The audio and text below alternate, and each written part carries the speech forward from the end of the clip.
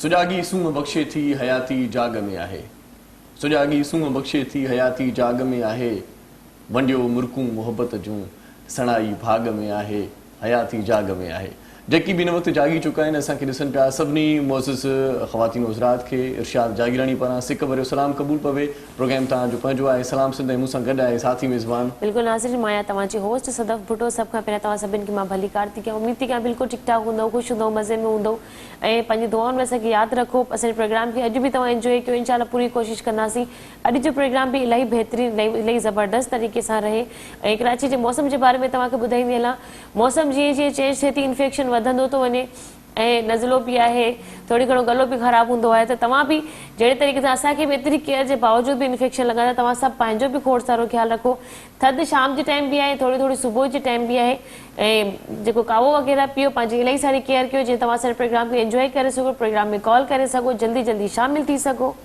ऐं वरी तव्हांखे इहा ॻाल्हि ॿुधायूं त जेकी बि एहतियात कनि पिया जेकी बि लापरवाहीअ जो मुज़ाहिरो न पिया कनि ऐं पंहिंजी केयर कनि पिया उन्हनि खे असांजे तरफ़ां शाबस हुजे शाबस जेको आहे हिकिड़ो लफ़्ज़ आहे ऐं उन लफ़्ज़ सां इलाही सारो माहौल सुठो रहंदो आहे पर असां वटि तारीफ़ ऐं शाबस वारो जेको मिक़दार आहे उहो घटिजी वियो आहे घटि माण्हू आहिनि जेकी कंहिं मामले ते कंहिं कम ते या कंहिं कारनामे ते का शाबसी ॾींदा हुजनि शाबस ॾियणु घुरिजे ऐं ख़ासि तौर ते असां वटि ईअं ॾिठो वेंदो आहे त असांजे घरनि में जेकी असां जूं अमड़ियूं या भेनरूं या ज़ालूं जेकी कमु कंदियूं आहिनि उन्हनि खे अक्सर पाण टोकींदा रहंदा आहियूं अक्सर पाण उन्हनि जे कमनि मां अवगुण ॻोल्हींदा आहियूं गुणनि जी ॻाल्हि पाण न कंदा आहियूं अक्सर अहिड़ी ॻाल्हि का सोचे करे उन्हनि खे तंज़ जो निशानो बणाईंदा आहियूं थियणु ईअं घुरिजे त उन्हनि खे बि कंहिं सुठे कम ते शाबासी ॾियणु घुरिजे तव्हांजो को दोस्त आहे कुलीग आहे जेकॾहिं को सुठो पढ़ाईअ में आहे त उनखे बि शाबासी ॾियणु घुरिजे को सुठी मंज़िल ते पहुची वियो आहे त उनखे बि शाबासी ॾियणु घुरिजे ऐं जेकॾहिं तव्हांजो नंढो को मुलाज़िम आहे को सुठो कमु करे थो ऐं तव्हां उन कम मां ख़ुशि थियो था त तव्हां उनखे शाबासी बि ॾियो ऐं शाबासी सां गॾु ख़र्ची बि ॾींदा कयो त अञा वधीक उनजी दिलि ख़ुशि थी वेंदी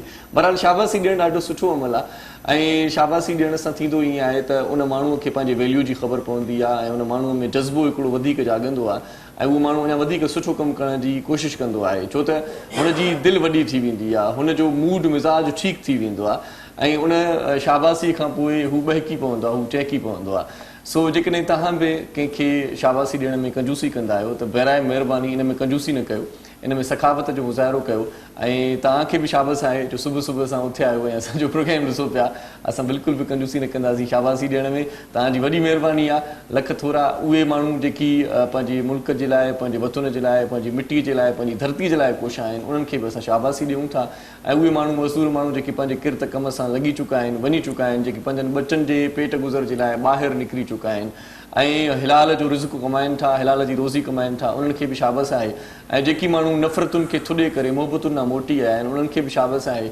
ऐं शाबस आहे उन्हनि माण्हुनि खे बि जेकी पाण त पंहिंजी ज़िंदगीअ खे सुहिणो बणाइनि था पर ॿियनि जी ज़िंदगीअ खे बि बहितरीनु बणाइण जी कोशिशि में रुधल आहिनि ऐं जेकी ॿियनि जी हेल्प कंदा आहिनि जेकी ॿियनि जा मामला हल कंदा आहिनि जेकी ॿियनि जा मसइला हल कंदा आहिनि उन्हनि खे बि शाबस आहे ऐं शाबस आहे उन्हनि मुड़ुसनि खे बि जेकी ज़ालुनि जी केयर कंदा आहिनि ऐं शाबस आहे उन्हनि ज़ालुनि खे बि जेकी पंहिंजे जीवन साथीअ जी तमामु घणी निगहबानी कंदा आहिनि ऐं उन्हनि जी तमामु घणी केयर कंदा आहिनि उन्हनि जी सार संभाल उन्हनि जो खाधो पीतो उन्हनि जी टाइमिंग ते हर शइ उन्हनि खे मिली वेंदी आहे शाबस आहे उन्हनि खे बि ऐं शाबस आहे उन्हनि नौजवाननि खे जेकी तइलीम ऐं तरक़ी जे मैदान में अॻिते वधी चुका आहिनि सो सभिनी दोस्तनि खे हिकु भेरो वरी पंहिंजे प्रोग्राम सलाम सिंध में भली कार चऊं था अॼु असांजी सुहिणी ॿ असांजी गुलूकारा सनम मारवीअ जी सालगिरह पिणु आहे सनम मारवी खे केरु न सुञाणे तव्हांजा कलाम ॾाढा सुठा ॿुधंदा आहियो ऐं सनम मारवी मूंखे यादि आहे त जेको आगाज़ कयो कैरियर जो उहो को एॾो शानदार क़िस्म जो कोन हुयो पर हुन पंहिंजी महिनत पंहिंजी स्ट्रगल करे अॼु जंहिं मक़ाम ते आहे तव्हां असां सभई प्राउड फील कंदा आहियूं न सिर्फ़ु सिंध बल्कि पूरो पाकिस्तान हुते प्राउड फील कंदो आहे सनम मारवी मुख़्तलिफ़ जेकी बि कलाम ॻाया आहिनि उहे तव्हां असांजो मन लुभाईंदा रहनि था ऐं मूंखे नथो लॻे त तव्हांजी मोबाइल फ़ोन में या तव्हांजे तव्हांजी जेका गैलरी आहे म्यूज़िक जी उन में सनम मारवी जो को गीत न हुजे असां वटि सिंध टीवीअ ते बि तमामु घणा हुनजा कलाम शुरूआती ॾींहंनि में हलंदा हुआ ऐं उन वक़्तु सनम मारवी अञा एॾी फेमस न हुई एॾी मक़बूल न हुई मिठा में वेंदा वलिया मेकूं वञण बि न ई ॾींदे सो उन खां पोइ वरी तमामु घणा हुनजा कलाम ॻाया आया ऐं राहत फ़तेह अली ख़ान सां जेको हुनजो कलाम आयो परचन शाल पवार उन त उनखे शोहरत जी बुलंदियुनि ताईं पहुचाए छॾियो उन खां पोइ को स्टूडियो जो सीज़न ऐं उन खां पोइ माना विख विख ते उनखे कामयाबी नसीबु थींदी वई सो असां उनजी कामयाबियुनि ते बि उनखे शाबासी ॾियूं था ऐं उनखे मुबारकूं ॾियूं था गॾोगॾु सालगिरह जूं बि अदी असांजी भेण खे मुबारक हुजे ऐं वरी ॿी कम जी ॻाल्हि तव्हां सां इहा कंदासीं त मार्केट में हिकिड़ो ॾाढो सुठो सैंडल बि अची वियो आहे ऐं उहो सैंडल तव्हां जेकॾहिं पहिरींदव त तव्हां ॾाढा सुठा लॻंदव तव्हां ॾाढा भला लॻंदव माण्हू तारीफ़ कंदा त हीउ सैंडल किथां वरितो अथई उहो सैंडल कहिड़ो आहे उनजो नालो छा आहे ॿुधाईंदी सदफ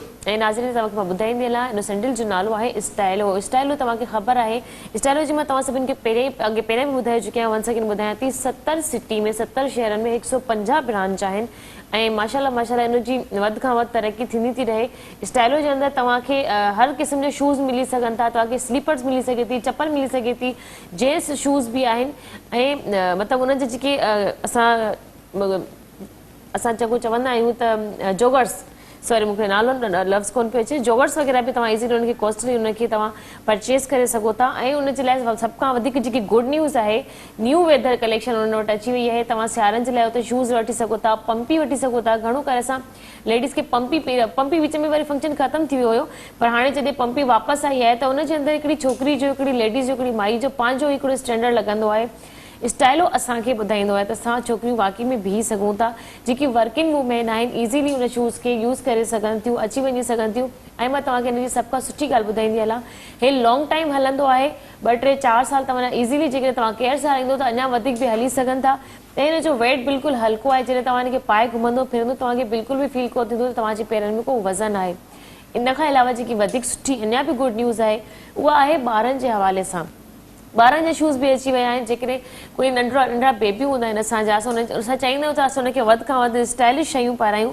त तव्हां हिकिड़ो दफ़ो स्टाइलो खे बिल्कुलु विज़िट कयो हुते ॿारनि जी बि कलेक्शन अची वई आहे ऐं तव्हां जेकॾहिं नथा वञणु चाहियो अॼुकल्ह तव्हांखे ख़बर ई आहे कोरोना जी वजह सां कुझु वधीक एहतियात थी वियो आहे जल्दी शॉप्स बंदि थी वियूं आहिनि त तव्हां उनखे ऑनलाइन बि ऑर्डर करे सघो था इहा तव्हां वटि इलाही सुठी ऐं इलाही ज़बरदस्त सहूलियत आहे घरु वेठे तव्हां स्टाइलो कंपनी जा स्टाइलो जी जेकी उनजी ब्रांच आहिनि तव्हां उन्हनि ते कॉल कयो उन्हनि खे ऑनलाइन तव्हां मैसेज करे सघो था उनजी आईडीज़ आहिनि ऐं तव्हांखे घरु वेठे पंहिंजा शूज़ पंहिंजी चप्पल स्लीपर्स पर्स तव्हांखे ईज़ीली मिली सघनि था ब्राइडल ऐं मंगणी जी छोकिरियुनि जे लाइ बि इहा गुड न्यूज़ आहे जेकॾहिं उहे चाहिनि थियूं त उनजी शूज़ उनजे कपिड़े जा मैचिंग जा मिली वञनि इलाही स्टोन वारा हुजनि या इलाही मतिलबु सोबर हुजनि पहिरीं ईअं हूंदो आहे ब्राइडल जी जेकी ड्रेस जेको सॼो वॉर्डरोब ठहियलु हूंदो आहे उनजा जेके शूज़ हूंदा आहिनि अक्सर त उहा उनमें पोइते रहिजी वेंदियूं आहिनि छो करे असांखे उन मन मुताबिक़ पंहिंजा शूज़ मिलंदा कोन आहिनि त जेकॾहिं ब्राइडल या मंगणी जंहिंजी आहे या अदरवाइज़ कोई बि अहिड़े टाइप सां असां जीअं चैनल ते ईंदा आहियूं असांजा फंक्शन थींदा रहंदा आहिनि ईज़ीली के शो आहे कोई गाने जी शूट आहे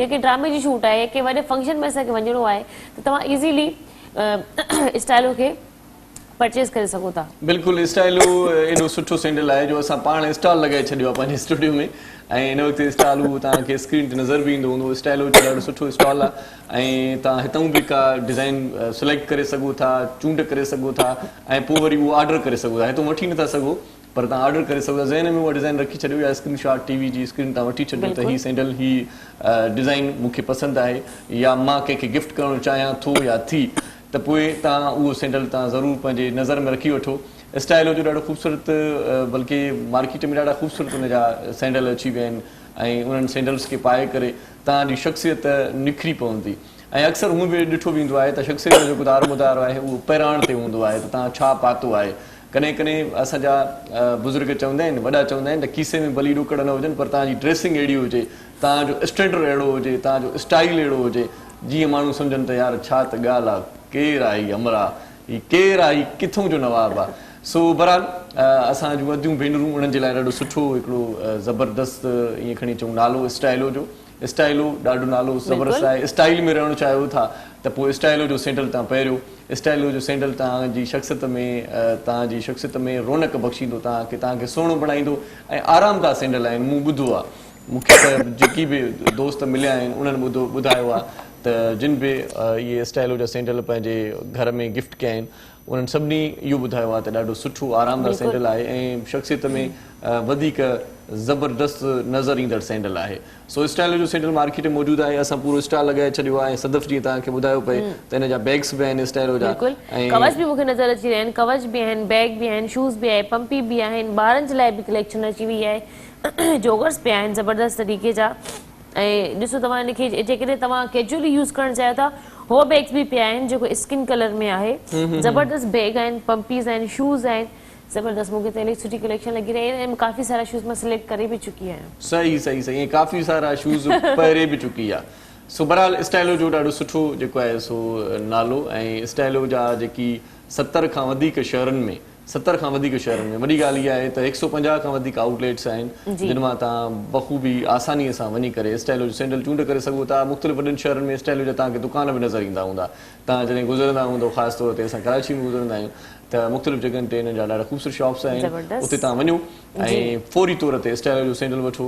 ऐं शादी जेकॾहिं आहे, कंहिंजी मंगणी आहे, ऐं जेकॾहिं कंहिं पार्टी में तव्हांखे वञिणो आहे, कंहिंजी सालगिरह अटेंड करणी आहे ऐं तव्हां सुठा लॻणु चाहियो था, त पोइ स्टाइलो जो सैंडल तव्हां पहिरें वञो। ख़ासि तौर ते अधनि भेनरुनि जे लाइ इहा ऑफर वधीक फ़ाइदेमंद आहे। स्टाइलो जो सैंडल मार्केट में मौजूदु आहे ऐं स्टाइलो ॾाढो ज़बरदस्त सैंडल आहे, इहो तव्हांखे ॿुधायोसीं।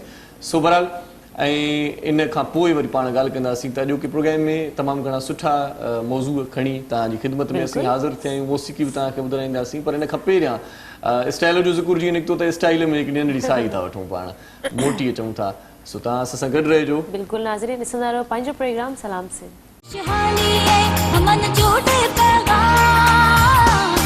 मुझे सिंध के सलाम सलाम सुन, शहानी है हमन जोड़े पैगाम, मुझे सिंध के सलाम सलाम सुन।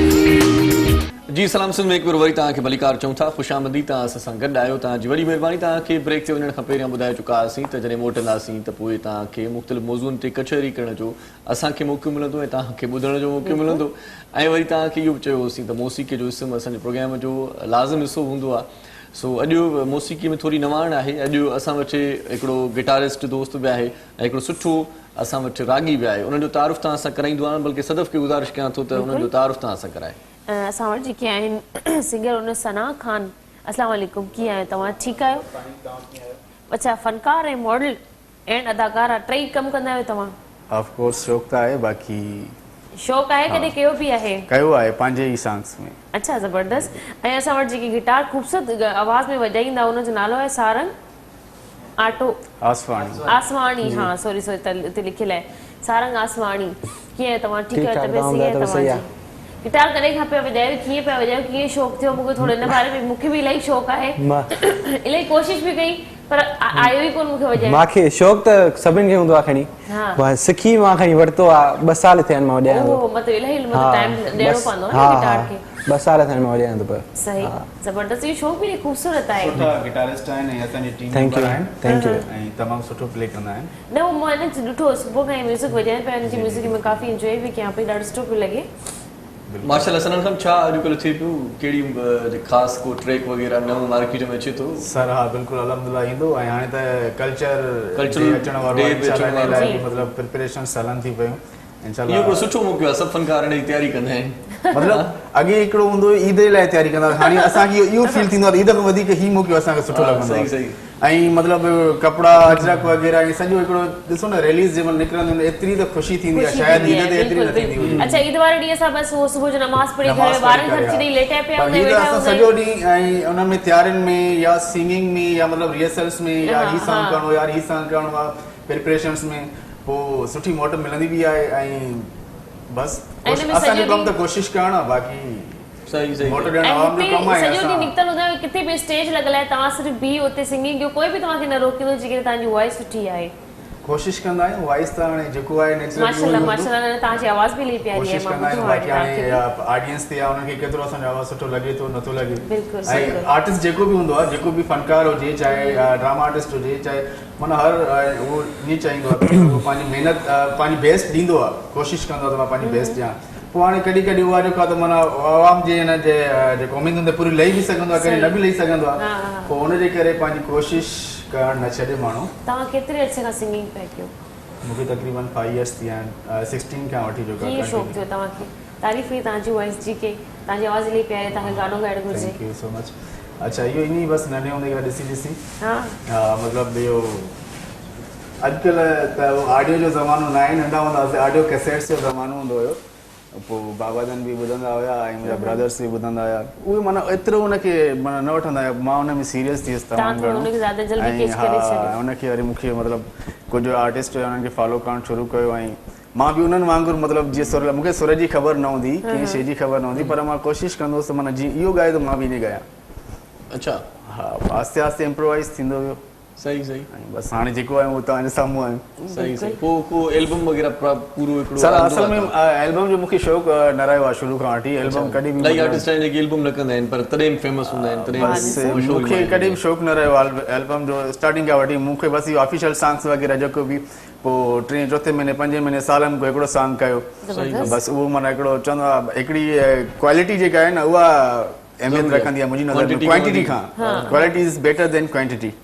सो जेको बि हुजे थोरो ई हुजे पर मुंहिंजी नज़र में आवाम जी नज़र में बि सुठो ई हूंदो. ज़ाहिर आहे मां कोशिशि कंदुसि त यार सुठो हुजे काई शइ सुठी खणी अचां त उहा आवाम खे बि सुठी लॻंदी. बाक़ी हिकिड़ो मां मवाद इहो 100,000+ सॉन्ग्स ॾेई वञा 1 ईयर में ऐं ॿुधण वारो चए त यार छा आहे ख़बर ई न हुजे त अहिड़े लफ़्ज़नि जी मूंखे ज़रूरत न आहे. ऐं मां हिननि खां अवॉइड कंदो आहियां यार को मुंहिंजे लाइ अहिड़ो कमेंट न करे. ज़ाहिर आहे मां हर कंहिं बि लिसनर ते मां ज़ाहिर आहे पूरो न लहंदो. ज़ाहिर आहे जेको मुंहिंजो स्टाइल आहे कंहिंखे पसंदि ईंदो हूंदो कंहिंखे न ईंदो हूंदो.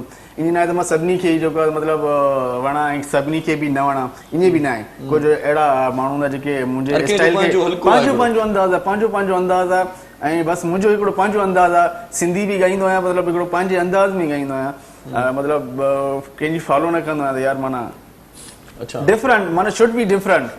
कोई बि बंदि थिया हूंदो न कंहिंखां पोइ वरी अॻिते वधिया हूंदो कंहिंखे ॿुधी करे जज़्बो त जंहिंखे ॿुधी करे जाॻियो उहो केरु हो ख़ुशि नसीब. पॉप सिंगिंग जो मूंखे तमामु घणो शौक़ु रहियो आहे. शुरू खां वठी मां पॉप सॉन्ग्स ॻाया आहिनि ऐं हाणे त डिफरेंट क्वालिटीज़ खे टच कयां थो पर शुरूआती जेकी पॉप सिंगिंग जेके आहिनि पॉप मां ॻायो आहे उहो बॉलीवुड खां इंस्पायर्ड थियुसि. अच्छा हा बिल्कुलु सही सही. ऐं मुंहिंजो जेको उस्ताद रुहानी उस्ताद आहे उहो हिमेश आहे HR. अच्छा हिमेश रेशमिया. सही सही. ऐं उन्हनि खां मां इंस्पायर्ड थियुसि तमामु घणो इंस्पायर्ड थियो. टाइमिंग हूंदी जॾहिं काई हिनजी जॾहिं हुननि जी ड्रेसिंग स्टाइल केप वग़ैरह लॻाईंदा हूंदा हुआ. उनजी जेकी शेप जी कटिंग आहे या उनजी जेकी ड्रेसिंग हुई उन जेकी पंहिंजो ड्रेसिंग यूज़ कई हुई शूज़ वग़ैरह उनजा जेके सॉन्ग्स पर ख़ैर ये तो उन्हनि जी पंहिंजी आहे. शामिल कयूं था दुआ ॻाल्हाइणु शायदि थी. अस्सलाम वालेकुम. वालेकुम सलाम. कीअं आहियो दुआ किथां पिया ॻाल्हायो? जी मैं हैदराबाद से ॻाल्हायां. माशाल्लाह छा चवणु चाहींदो प्रोग्राम ॾिसो पिया? जी जी तमामु तव्हांजो प्रोग्राम है तमामु घटि हमारे थैंक यू दुआ थैंक यू सो मच. बड़ी महिरबानी. कुझु ॿुधाईंदो? तमामु प्रोग्राम थी वियो आहे. महिरबानी. उन्हनि जी कॉल ड्रॉप थी वई. सही सही कॉल ड्रॉप थी वई. सो बहरहाल ॻाल्हि इहा आहे त सभु आज़माइनि था पंहिंजी पंहिंजी क़िस्मत पर लक वॾी ॻाल्हि आहे. छो त मां ॾिसंदो आहियां त फनकार आर्टिस्ट लक बि उन्हनि जी हूंदी आहे जेको कोशिशि कंदा रहंदा आहिनि. छॾे न ॾियो तव्हां हिकु न हिकु ॾींहुं ज़रूरु तव्हांजो ईंदो ऐं उहो टाइम हूंदो आहे हर इंसान जो त उन टाइम ते ईंदो आहे. न पहिरियां ई उहो माना हिट थी सघे थो न बाद में. उन हिकिड़ी लिमिटेड टाइमिंग हूंदी आहे काई बि हिकिड़ी शइ निकिरी सना करे करे इंसान एतिरो टाइम लॻाए छॾींदो उनजो कॾहिं टाइम ई कोन ईंदो आहे. कुझु माण्हू जो अहिड़ो उहा लक बि आहे न जॾहिं इंसान कोशिशि त करे थो पाण ख़ुदा जे हथ में आहे महिनत केतिरी मतिलबु कामयाबु. मां सिंधी मीडिया में अहिड़ा बि सिंगर ॾिठा आहिनि त जॾहिं मां सिंधी मीडिया में आई हुयमि तॾहिं खां उहे ॻाइनि था ऐं अॼु ॾींहं ते उनजो नालो कोन्हे. बजाए उन्हनि जी माण्हू तारीफ़ करण जा मज़ाक उॾाईंदा आहिनि ऐं कुझु नवां सिंगर अहिड़ा अची विया उन्हनि जी मां तारीफ़ ॿुधंदी आहियां. मां तव्हांखे रिक्वेस्ट कयां हिकिड़ी त मतिलबु असां अहिड़ा आर्टिस्ट बि ॾिठा आहिनि जेकी कमाल ॻाइनि था जिन में एतिरो टैलेंट आहे. तव्हां त सिर्फ़ु उन्हनि जी हिट थियण जी ॻाल्हि था कयो पर उहे कॾहिं स्क्रीन ते बि न अची सघिया आहिनि. मतिलबु एतिरो टैलेंट आहे पर पोइ बि जेके ॻाइनि था हिट थियनि था नथा थियनि स्क्रीन ते अची वञनि हुनखे माण्हू कोई न कोई सुञाणींदो ज़रूरु हूंदो पर अहिड़ा आर्टिस्ट आहिनि जिन में मतिलबु टैलेंट एतिरो माना अणखुट आहे स्क्रीन ते न सॼी ज़िंदगी करी वई हुनजी. उहे वीचारा चवंदा आहिनि अञा सिखूं था. अच्छा सारंग भला तव्हां सिंगिंग नथा कयो? सिंगिंग सर मुंहिंजो शौक़ु न रहियो शुरूअ खां. अच्छा इहो छा सबबु आहे यार? इलाही मां ॾिसंदो आहियां जेकी साज़ वॼाईंदा आहिनि उहे सिंगिंग न गाईंदा बि आहिनि. हर कंहिंजो पंहिंजो हो हूंदो आहे मतिलबु हर को गिटारिस्ट चवंदो आहे त मां बि ॻायां. मुंहिंजो पर अलाए छो शुरू खां गिटारिस्ट जॾहिं सिखंदो आहे त पाण मुंहिंजे ख़्याल में ॻाईंदो रहंदो आहे हुन सां गॾु. पर न शुरू खां मां जो रहिया त मतिलबु पर हे बि इलाही मुश्किल कमु आहे. पर कॾहिं कॾहिं ईअं बि थींदो आहे त सुठो वॼाइण वारो कंहिं बेसुरे खे ॿुधंदो आहे पोइ चवंदो आहे हिन खां वधीक सुठो त मां ॻायां पर हाणे मजबूरी आहे. गिटारिस्ट जी जेकी जान हूंदी आहे न हुनजे पंहिंजे गिटार में हूंदी आहे. हा सही सही इहा आहे उहो पाण खे एतिरो साफ़ न रखंदो जेतिरो हुनजी हिकु हिकु शइ खे टिश्यूज़ आहे. इहा बीमारी जेकी आहे न मूंखे लॻी चुकी आहे. मां बि रखियो हुयो गिटार वॾी वॾी हुनजी हिफ़ाज़त कंदी हुयमि. मां ॾिसंदी हुयमि त त वाकई में इहा शइ मां उहा ई शयूं ॿुधायां थी जेके मां करे चुकी आहियां तव्हां वरितो गिटार हुनखे हा नहीं उन गिटार जी ॻाल्हि थी करे जेके फोटो स्टूडियो पिया हूंदा फोटो गिटार अच्छा अच्छा बलून स्टाइल में हूंदा आहिनि न त पोइ हाणे छा ॿुधाईंदो माशाल्लाह ॿई वेठा आहियो सर कोशिश कंदासीं दीवानगी सांगा वाह वाह बिल्कुलु उर्दू में हा हा मां ॿुधो आहे आहे इहो। त मुश्किल कलाम पर ॾिसो तमामु डिफिकल्ट आहे बस मां कोशिश कंदुसि वाह वाह जी। वाह वाह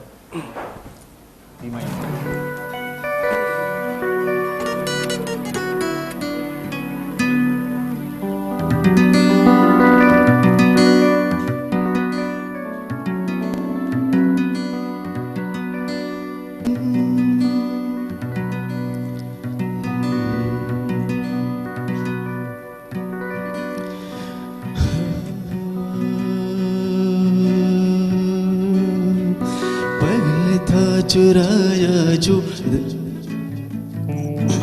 पहले था चुराया जो घर था फिर बनाया जो दिल वही क्यों तोड़ भी दिया है मुश्किलों से पाया जो दर्द ये उठाया जो फिर उसी को जोड़ भी दिया है लगा गले जुदा किया तू ये बता थी कैसी ये दीवानगी ओ बेवफा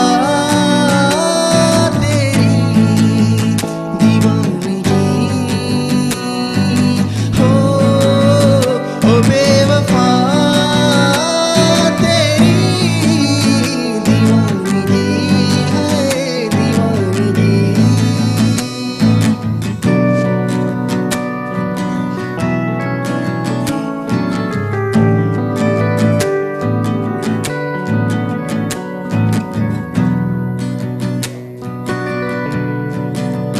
मैं यूं खफा तो नहीं मगर गिला है मुझे क्यों बेवफा से कोई वफा करे रखा हुआ कैद में है उसके मन में कहीं उसे कहो दिल मेरा रिहा करे अब न बना किया फना तू ये बता थी कैसी ये दीवानगी ओ बेवफा तेरी दीवानगी हो ओ बेवफा तेरी दीवानगी है दीवानगी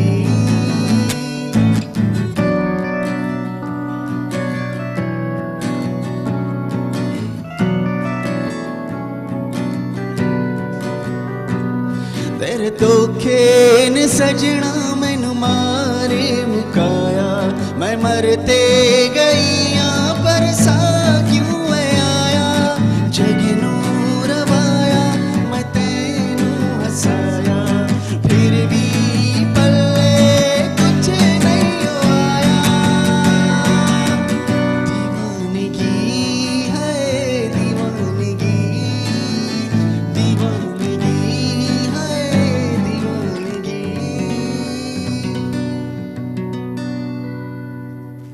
सही वाह सही वाह ॾाढो गिटारिस्ट त असांजो ॾाढो ज़बरदस्त पर पसे पर्दा मौसीक़ी बि तव्हांखे ॿुधण में आई हूंदी उस्ताद मोहरम नाज़ वेठो आहे असांजे प्रोग्राम में मतां जी चओ त जी न जी आहे उहो मां उनखे ॾिसां पई तव्हां बार उस्ताद बार सां ई प्रोग्राम ई इनकम्प्लीट उस्ताद मोहरम नाज़ चए थो अॼु मां हेॾे पसे पर्दा आहियां अॼु म्यूज़िक तव्हांखे मतिलबु तव्हां ताईं पहुची वेंदी पर आउं न ईंदुसि मर्ज़ी जो मालिक आहे नंढड़ी साई वठूं था पाण बिल्कुलु नाज़रीन था कमर्शियल ब्रेक जी तरफ ब्रेक खां पोइ जल्द वापसि था अचो ॾिसंदा रहो पंहिंजो प्रोग्राम सलाम से खुशहाली है अमन जोड़े पैगाम मुझे सिंध के सलाम सलाम सुन खुशहाली है अमन जोड़े पैगाम मुझे सिंध के सलाम सलाम सुन जी वेलकम बैक नाज़रीन हिकु दफ़ो तव्हांखे मां ॿीहर भली कारती कयां पंहिंजे प्रोग्राम सलाम सिंध में उमेद कंदसि तव्हां बि असांजे प्रोग्राम खे हिन वक़्तु एंजॉय करे रहिया आहियो ऐं मां इरशाद खे ॿुधाईंदी हलां इरशाद हिन में स्टाइलो जी शूज़ एतिरा प्यारा प्यारा आयल आहिनि एतिरा ख़ूबसूरत आयल आहिनि त मां रही कोन सघियसि ऐं जेकी मुंहिंजी बराबरि में हिकिड़ी मुंहिंजी सूट जी मैचिंग थिए पई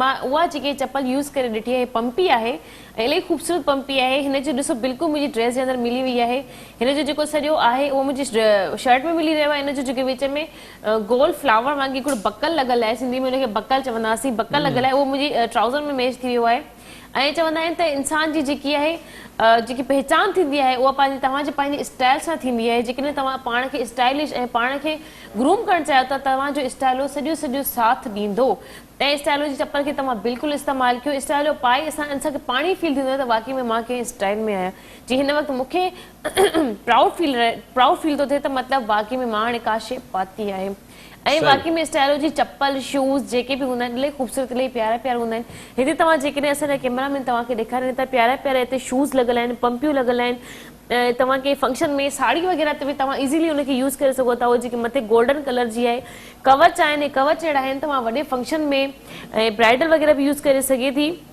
ऐं हे जेकी गोल्डन कलर हूंदो आहे तव्हां कहिड़ी बि ड्रेस ते इज़ीली यूज़ करे सघो था ब्लैक कलर जा शूज़ जेके हूंदा उहे त कहिड़े बि क़िस्म जी ड्रेस पाए छॾियो ब्लैक त मतिलबु आम जाम हूंदो आहे पर ब्लैक जो जेको हे पर्स आहे हिन जो पंहिंजो हिकिड़ो स्टैंडर्ड हूंदो आहे जेकॾहिं ब्लैक कलर जो कंहिंजे हथ में छोकिरी जे हथ में ख़ासि करे जेके असांजी छोकिरियूं हूंदियूं आहिनि जेके मतिलबु मां आहियां जेकॾहिं हिन बैग खे मां इस्तेमालु कंदमि त पंहिंजो हिकिड़ो अलॻि ई स्टैंडर्ड नज़र ईंदो आहे ऐं जेके हिते नवां बैग आयल आहिनि शूज़ आयल आहिनि ऐं मां बेबीज़ जे बारे में ॿुधाईंदीमांव जेके बेबी जेको कोरोना जी वजह सां ॿार ॿाहिरि नथा निकिरी सघनि उन्हनि जे लाइ हिकिड़ी ऑनलाइन ऑफर आहे उहो इज़ीली ऑनलाइन ऑफर करे पंहिंजी शूज़ पसंदि करे इज़ीली घुराए सघनि था ऐं घर में वेयर करे सघनि था न्यू वेदर कलेक्शन बि आहे उनखे बि यूज़ करे सघनि था सही बराबर चवण जो मक़सदु इहो आहे त स्टाइलो जो जेको स्टाइल आहे या उन्हनि जे सैंडल्स जी जेका डिज़ाइन आहे माण्हू माना रही नथो सघे हिरकी पवे थो जीअं हाणे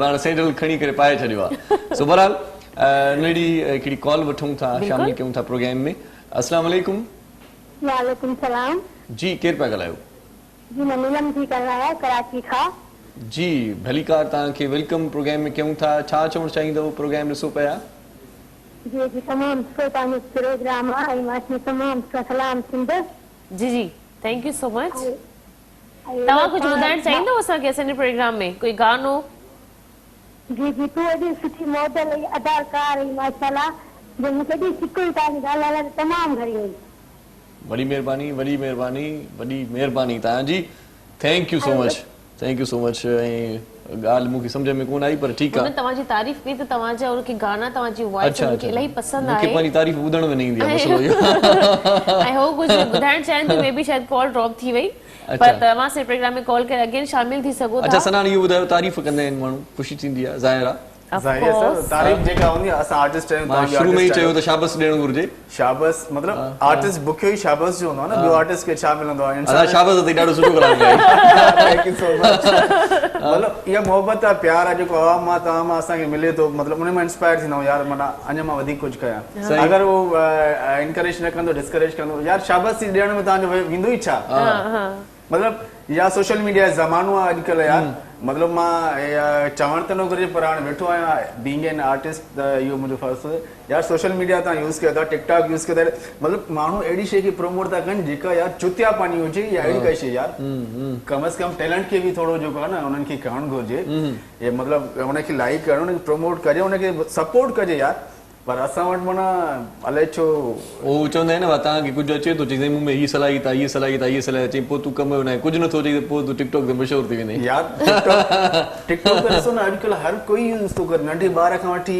male female everybody is using TikTok पर माना उते जेको आहे न प्रमोशन असां ॾिसूं था माना चुतियापनी वारे खे जेको करे थो वल्गैरिटी शो करे थो उनखे जेको डिसेंट माण्हू आहे या कोई सुठी शइ रखे थो उनखे कोई बि ॾिसण लाइ तयारु न आहे पोइ हले जीअं चवंदा आहिनि हिकिड़ी मिसाल बि हूंदी आहे जेके ॾिसण वारा हूंदा त वरी उन्हनि खे मवाद बि ओड़ो मिलण वारो हूंदो या जेके जहिड़ा ॿुधण वारा हूंदा वरी सिंगर्स बि ओड़ा पैदा नंढड़ी साई वठूं था पोइ तव्हां कलाम ॿुधंदा थैंक यू सो मच साई वठूं नाज़रीन हलूं था हिकिड़े कमर्शियल ब्रेक जी तरफ़ ब्रेक खां पोइ जल्द वापसि था अचूं ॾिसंदा रहो पंहिंजो प्रोग्राम सलाम से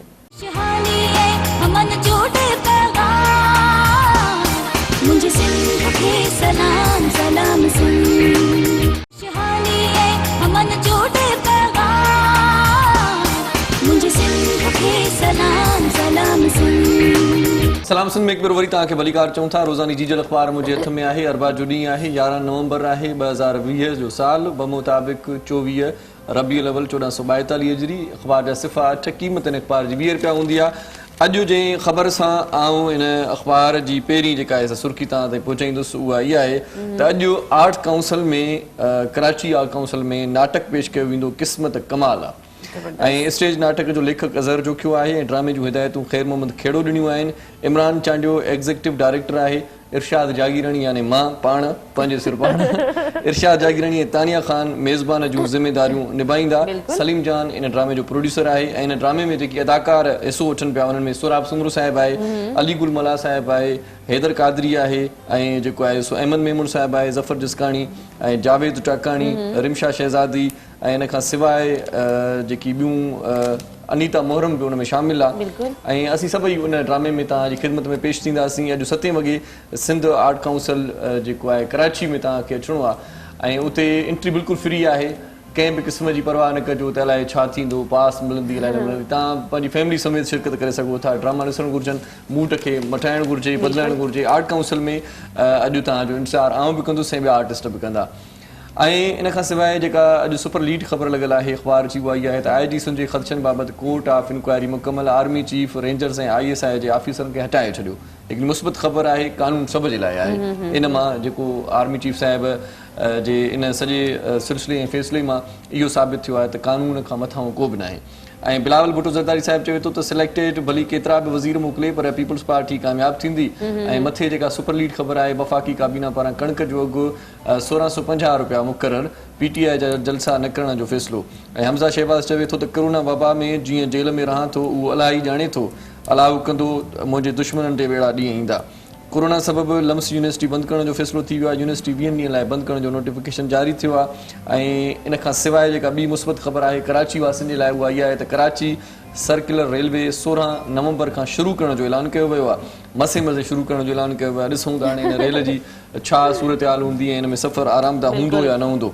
इन खां सवाइ ॿियूं बि कई ख़बरूं रोज़मर्रा जूं शोबिज़ जूं ख़बरूं बि की अख़बार में, रांदियुनि जूं ख़बरूं ऐं इन खां सवाइ आलमी ख़बरूं ऐं इलाइक़ाई ख़बरूं बि हिन भेरे अख़बार में आहिनि। तव्हां ज़रूरु सॼी अख़बार जेकॾहिं पढ़णु चाहियो था त रोज़ानी जीजल अख़बार पाण वठो ऐं पंहिंजनि प्यारनि खे पढ़ी ॿुधायो, बुज़ुर्गनि खे पढ़ी ॿुधायो। नओं असांजो हिन वक़्तु महिमान बि असांजे प्रोग्राम जो हिसो थियो आहे। नओं त न आहे, असांजे प्रोग्राम जो हिसो हूंदो आहे, घर जो भाती आहे, असांजो पुराणो साथी आहे। जॾहिं बि कंहिं ख़ासि मामले ते डिस्कशन करणी हूंदी आहे त पोइ उन महिमान खे असां दावत ॾींदा आहियूं। असांजे प्रोग्राम में असांजे सॾ ते अची वेंदो आहे। सो जी बिल्कुल, उन जो नालो आहे नईम आवार सीनियर मेंबर पीपल्स पार्टी। जी कीअं आहियो तव्हां? ठीकु आहियो? First class. ना बताया सही है तव्हांजी? Fine by the grace of Allah. तो शुक्र है, ये शुक्र है कि आपको सिंधी भी समझ लेते हैं आप इजीली। आप हालांकि उर्दू या ज़बान के हैं, उर्दू अच्छी बोल लेते हैं, मतलब है ही उर्दू तो उर्दू अच्छी ही बोलेंगे।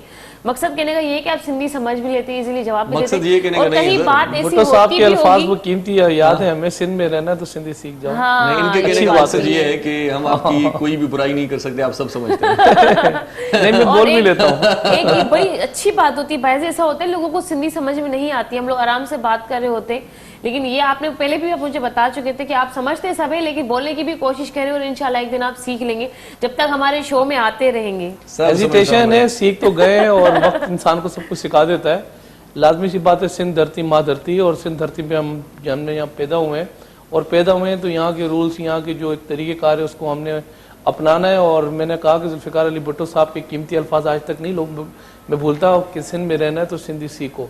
अच्छी बात है क्योंकि आमदोरफ्त हमारी जो रूटीन है, लोगों के साथ उठना बैठना, सिंधी तो बहुत अच्छी आती है, बस डेटर पे आके फंस जाता काम।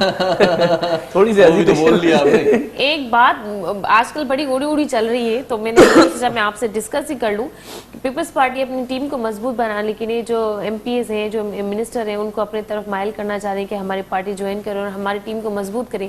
क्या ये बात ट्रू है? देखिए, MPA तो हमारे जो MNAs हैं, जो हमारे सेनेटर्स हैं, जो हमारे चेयरमैन हैं, वो तो पाकिस्तान पीपल्स पार्टी के अंदर मौजूद हैं। हाँ। क्योंकि लाजमी सी बात है, इस वक्त बिलावल भुट्टो साहब जितनी एफर्ट्स कर रहे हैं, जितनी कोशिशें कर रहे हैं, जो बीच में गैप आया मुहतरमा बेनज़ीर शहीद के बाद, उस गैप को लाजमी से फुलफिल करना है। और जो लोग, क्योंकि सियासत में 3-4 किस्म के लोग आते हैं, एक वो नज़रियात पे, दूसरा ज़रूरियात पे, तीसरा वो जो सारा दिन आपको सेल्फियां नजर आएंगी, तस्वीरें नजर आएंगी, और चौथा जो होगा वो आपको पता है कि वो आदमी जो है वो या तो शेल्टर लेगा जमात में आने के बाद होगा और खौफनाक किस्म का उसका एक्टिविटीज़ जो है वो गलत होंगी। लेकिन हम कल भी नज़रियात पे थे, आज भी नज़रियात पे रहे, भुट्टोइज़्म को कोशिश करते हैं कि जितना आगे बढ़ा सकें बढ़ा रहे हैं। और अल्हम्दुलिल्लाह बात ये है कि आज सिंध जो है वो हम दूसरी दफ़ा जो है वो पाकिस्तान पीपल्स पार्टी इलेक्ट हुई है। ऐसा दौर भी था पाकिस्तान पीपल्स पार्टी में लोग कहते हैं ख़त्म हो गई है। आप यकीन करें, अगर आप माजी पढ़ लें तो पाकिस्तान पीपल्स पार्टी पूरे पाकिस्तान में सिर्फ 4 सीटों पे थी। ऐसा दौर भी आमरीत का पाकिस्तान पीपल्स पार्टी ने देखा, लेकिन देखा और उसको फेस किया। और फेस किया बात यह कि आज अल्लाह का शुक्र हमारे 99-98 सीटें सिंध के अंदर और अक्सरियत के साथ हम दोबारा इलेक्ट हुए हैं, ना कि सिलेक्ट हुए हैं, इलेक्ट हुए हैं।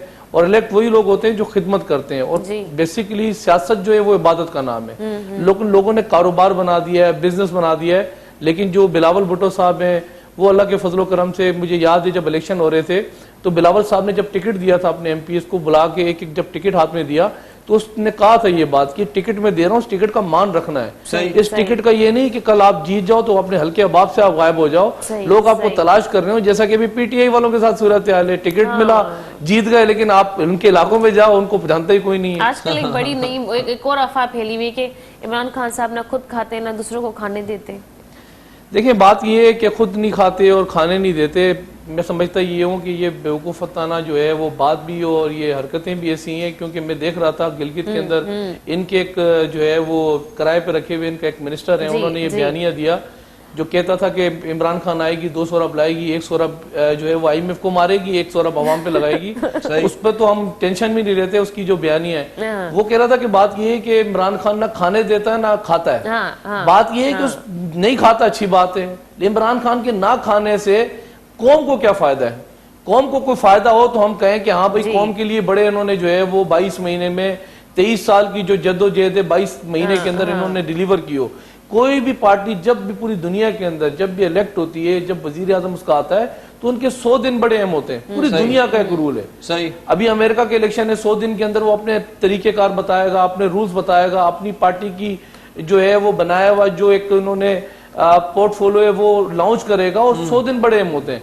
लेकिन आज 22 महीने में 100 दिन तो हमें नजर नहीं है। 22 महीने में मुल्क जो है वो खाने ना खाने से, बनाने ना बनाने से मुल्क पीछे गया है, आगे नहीं गया। मेरी आपको जात को जब फायदा हो, अवाम को फायदा हो कि इमरान खान ना खाए और अवाम पे लगाए, ये नहीं खा रहा, हम भी इस बात को मानने के लिए तैयार हैं। लेकिन जो खा रहे हैं वो कौन खा रहे हैं? इनके साथ जो लोग, इनकी अपनी मैं हमशीरा की बात करूं, अलीमा खान जिसको 87 अरब रुपए का जो है वो उसके अकाउंट से पैसे जो है वो बरामद हुए, तो उसको नेब ने कहा कि जो है वो आप जुर्माना अदा करो। नहीं खा रहा, हम मानते नहीं खा रहा। अलीमा खान ने 37 करोड़ रुपया इस अवाम का जुर्माना अदा किया। हम तो बात ही, हमारा तो ट्रायल हो रहा है ना, मीडिया ट्रायल, कभी गोले गंडे वाले के अकाउंट से निकालते हैं, कभी जो है वो फालूदे वालों के अकाउंट से निकालते हैं, कभी वो 3 डब्बे वालों के अकाउंट से निकालते हैं। वो किधर गए अरबों खरबों रुपया? हमारा तो ट्रायल हो रहा है, निकालो जो निकालना है। लेकिन जिन्होंने एक्सेप्ट किया कि हमने चोरी की है, बाहर चोर चोर बोलते रहे, घर से चोर जो है वो हमारी इनकी अपनी हमशीरा ने चोरी की। और बात ये ना, जुर्माना क्यों अदा होता है? जब आप गाड़ी का लाइसेंस नहीं होता तो आप लाजमी जुर्माना अदा करते हैं, उसका चालान होता है, तो उसने जुर्माना अदा करके साबित किया कि हाँ हमने जो है वो चोरी की है। फिर ये कहते हैं बात ये कि हमारे पास माफियाज नहीं है। राइट हैंड पे देखें तो चीनी चोर है, उल्टे हाथ पे सीधे हाथ पे देखें तो आपको जो है वो आटा चोर मिलेगा। तो इनकी अपनी काबीना के अंदर इतने चोर हैं कि इमरान खान को चोरी करने की जरूरत नहीं। जिस मुल्क के वजीर आजम साहब को उसकी बीवी एक है, तुम वजीर आजम हो, जिसको टीवी पे बैठ के डॉलर का पता लगे, उससे और इमरान खान नहीं खाता, उसमें हमारा फायदा है। कॉलर साथ हैं, उनको शामिल करते हैं। अस्सलाम वालेकुम। वालेकुम सलाम जी, केर पे गलायो? जी मैं हीर थी गलाया। हीर पे गलायो, माशाल्लाह, जबरदस्त नालो तव्हांजो। नालो माशाल्लाह। छा चवण चाहींदो? तमामु सुठो तव्हांजो प्रोग्राम आहे। छा सुठो प्रोग्राम में? मां बि गानो ॿुधाइणु चाहींदमि। ॿुधायो। के काथे थी काम सां वञ तूं अची गुलाम सां, ओ एॾो तको थियो थी जानी अलाए छाए हया। हेलो जी कंटिन्यू कयो, आवाज अचे पई तव्हांजी असांखे। जी, बड़ी मेहरबानी हीर, तव्हां असांजे प्रोग्राम में शामिल थियो। अच्छी खबर आई है वैसे, आज अखबार में भी छपी है कि सर्कुलर रेलवे 16 नवंबर को स्टार्ट हो रहा है। ये बहुत मुस्बत खबर है कराची के लिए खास तौर पर। ये क्रेडिट किसको जाता है? पीपल्स पार्टी को। देखिए क्रेडिट तो लाजमी सी बात है, जिस सूबे के अंदर जो सोर्सेस निकलते हैं, जिस सूबे ने ये लॉन्च किए तो उसको क्रेडिट जाता है। ये तो बहुत पहले लॉन्च हो चुकी होती, लेकिन ऐसा होता है कि वफाकी हुकूमत क्योंकि 72% रेवेन्यू सिंध निकाल के देता है, क्योंकि कराची कैपिटल है सिंध का, यहाँ से 72% ले जाने वाले, आप उन सूबों में देखें तो ऑरेंज लाइन भी चल रही है, वहाँ जाके देखें तो दूसरी जो है वो ट्रेनें भी चल रही हैं, लेकिन यहाँ बदकिस्मती ये कि वफाक की जो हुकूमत होती है यहाँ हमेशा सुतीली मौला रवैया रखती है। अभी मैं बहुत सारे ऐसे प्रोजेक्ट जो बड़े प्रोजेक्ट हैं जो हमने स्टार्ट किए, जिसके अंदर K4 का मंसूबा है, जिसमें ग्रीन लाइन का मंसूबा है, जिसमें लाजमी ऑरेंज लाइन का आज नहीं बहुत पुराना मंसूबा था जो कि चल जाना चाहिए था, लेकिन कराची के अंदर लाजमी सी बात एक मंसूबा लॉन्च होना था। 35 साल से एक जमात थी जिसका नाम MQM था, उस जमात ने इस कराची के अंदर जो अंग्रेज की बनी हुई जो लाइनें थी, जो सेवरेज की लाइनें थी वो वहीं थी, लेकिन इस कराची के अंदर जितनी जो है वो चाइना कटिंग की, ग्रीन बेल्ट काटे, पार्क काटे, ये इतना कुछ कर दिया, और नालों पे जो जिस तरीके से कब्जे किए, ये सर्कुलर रेलवे बहुत पहले स्टार्ट हो जानी थी, लेकिन अब लाजमी सी बात है क्योंकि कराची के अंदर इनकी हुक्मरानी रही है, ऐसे लोगों की जो लोग कहते थे इलेक्शन में जाओ तुम्हारे वोट पड़ गए हैं तो मेरी जरूरत नहीं है, ऐसे लोगों की जब इस शहर फैसल के ऊपर 12 मई को यहाँ नौजवानों को जैसे ज़िबा किए, ऐसे लोगों की हुक्मरानी रही इस कराची में, जो दिन दिहाड़े वकूला को बंद करके चैम्बरों में उनको आग लगा के उनको जला दिया, जो 35 से ऊपर, ऐसे कराची के अंदर हुक्मरानी ऐसी जमात की रही है जो बल्दिया टाउन में 200 से ऊपर लोगों को ताले लगा के और उसको जो है कैद करके मार दिया। उस हुक्मरानी ने इस कराची का बेसिकली ढांचा चेंज कर दिया। अब इनसे मसा 2018 में जान छूटी है, कराची वालों ने, कराची आजाद हुआ 2018 में, इनको आउट कर दिया, हमारी अब आपकी जरूरत नहीं है, और इनको आउट कर दिया। और बदकिस्मती ये है कि वफाकी हुकूमत की जो जमात यहाँ सेलेक्ट हुई है कराची में, उनको हाथ में ला के दोबारा एंड कर दिया, आप भाई तुम हमारे ताजी हो, तुम नफीस जमात हो, तुम हमारे साथ ही रहो, बाहर नहीं जाना। सर्कुलर रेलवे का जो है वो मंसूबा बहुत पुराना है, जो कि 35 किलोमीटर के अंदर है, और ये बहुत पहले हो जाना था, लेकिन जहाँ जहाँ सर्कुलर रेलवे चलनी थी वहाँ लाजमी सी बात है लोगों ने मकानात बनाए थे उसको। अब ऐसा था कि डायरेक्टली मकान आप गिराते हैं तो वो कहता है जी मेरा मकान है, मेरी प्रॉपर्टी है, मेरा एसेट्स है, मेरी जमा पूंजी है, जो सारी जिंदगी मैंने कमा के इस घर को खड़ा किया है। सही। तो अल्टरनेटिव सिंध हुकूमत ने बड़े तरीके के साथ, बड़े प्यार मोहब्बत के साथ जो है वो उनको एतमाद में लेके वो स्पेस खाली कराया सर्कुलर रेलवे, जो कि अभी स्टार्ट होने जा रही है कराची के लिए इंशाल्लाह ताला, क्योंकि एक जमात से हमारी जान छूटी है। अब ऐसे बहुत सारे तोहफे जो अभी जो है वो सिंध हुकूमत पाकिस्तान पीपल्स पार्टी की तरफ से कराची को मिलते रहेंगे, जिसमें बुनियादी मैं आपको बताऊं शहीद मिल्लत जो अंडर बाईपास है ये अभी तोहफा दिया। 12,000 रोड जिला कुरंगी के अंदर जो है वो कभी भी उन पे काम नहीं हुआ था, तकरीबन 7,000 रोडों पे काम हो रहा है। 12 अंडर बाईपास ब्रिजेस जो है वो सिंध हुकूमत ने इस तकरीबन समझें कि 1 साल के अंदर कुरंगी जिले के अंदर स्टार्ट किए, जो कि कुरंगी जिला के अंदर हालांकि वहां ना चेयरमैन हमारा है, ना हमारा MP है, ना हमारे MN है, लेकिन हम तासुब की जो है वो सियासत नहीं करते। पाकिस्तान पीपल्स पार्टी पूरे सिंध की जमात है और जहां जरूरत पड़ेगी हम काम करेंगे, लेकिन इंशाल्लाह ताला इसमें कराची वालों को ये फैसला करना है कि इन लोगों से जो माफिया से जान छूटी है, अब लाजमी सी बात है वो आजाद हुए हैं, तो आगे बल्दियाती इलेक्शन भी आ रहे हैं, और जो हालात नजर आ रहे हैं, बिलावल भुट्टो साहब ने कह दिया है कि दिसंबर में हुकूमत भी जाएगी, तो जनरल इलेक्शन भी आ रहे हैं, तो पीपल्स पार्टी को वोट देंगे, इंशाल्लाह कराची बना के दिखाएगी। दोनों तरफ से बातें ऐसी ही आ रही हैं। बिलावल साहब कह रहे हैं कि भाई जाएगी हुकूमत, और इमरान खान साहब कह रहे हैं कि कुछ भी हो जाए मैं नहीं जाने वाला, टाइम अपना पूरा करके वो मैं देख रहा था क्या होता है। वजीर आजम साहब कह रहे थे कि झरनों से रैलियों कितने भी धरने कर लें, जितनी मर्जी है, हाँ कभी भी हुकूमतें नहीं गई हैं। इनके साथ जो पीछे हुआ था वो अब ये चक्कर वही दोबारा चल रहा है। देखिए अगर माजी में आप चली जाए, कभी भी ऐसा नहीं हुआ कि कोई भी हुकूमत रैलियों से या धरनों से या जुलूसों से गई हो, जिसमें मिसाल 124 दिन का धरना दिया लेकिन हुकूमत नहीं गई, लेकिन वो बेसिकली इलेक्टेड हुकूमत थी। इलेक्टेड हुकूमतें जो होती है ना वो अपने टर्नओवर पूरा करती हैं। जो हुकूमत बेसिकली बात ये है कि वो पुर्जों पर उनकी बुनियाद कमजोर हो, बुनियाद कैसे कमजोर हो मैं आपको बताऊं कि जिसको कहते थे पंजाब का सबसे बड़ा डाकू, आज इनको पंजाब का असेंबली का इन्होंने क्या बनाया हुआ है, उनकी पूरी जमात इनके अंदर जो है वो अटैच है। जिसको कहते थे कि मैं चपड़ासी ना रखूं एक जो है वो प्रोग्राम के अंदर, मैं अल्लाह पाक शेख रशीद तेरे जैसा आदमी ना बनाया मुझे, चपड़ासी ना रखूं, आज उसकी पूरी पार्टी इसके साथ अटैच हुई है। जिसको कहते थे कराची की सबसे बड़ी कराची की सबसे बड़ी टारगेट किलर जमात, आज उनकी इनकी इत्तेहादी बनी हुई है। तो बेसिकली इनकी जो बुनियाद है ना सिलेक्टेड हुकूमत की कमजोर है। ऐसी कमजोर बुनियाद जो होती है, अक्सर मेंगल साहब समझ गए, बलूचिस्तान से इनको बाय बाय करके चले गए, तो बुनियाद बेसिकली इनकी बड़ी कमजोर है। इसलिए बात यह है कि बिलावल साहब ने ऐसे नहीं कहा कि हम इस्लामाबाद जाएंगे आप रास्ते से आप घर चले जाओगे। इनकी बेसिकली 4 सीटें टोटल, 4 सीटों पर पूरी पार्टी पूरी हुकूमत बनी हुई है। 4 अगर सीटें इस्तीफा दे देती हैं हुकूमत वैसे ही गिर जाएगी। सही, तो गिरना भी चाहिए। 22 महीने में आई करा के फिर मैं कहता हूँ हुई जैसे निकाली है इन्होंने। वैसे नजरों से तो गिर गई है, दिल से भी गिर गई है। अभी तो आप देखते जाए, अभी तो कहाँ से गिरेगी सर, अभी आप देखते जाए सिर्फ ना। एक कॉल ले लेते हैं। अस्सलाम वालेकुम। वालेकुम सलाम, अदा कीअं आहियो? बिल्कुल ठीक ठाक। मुंहिंजी भेण केरु पिया ॻाल्हायो?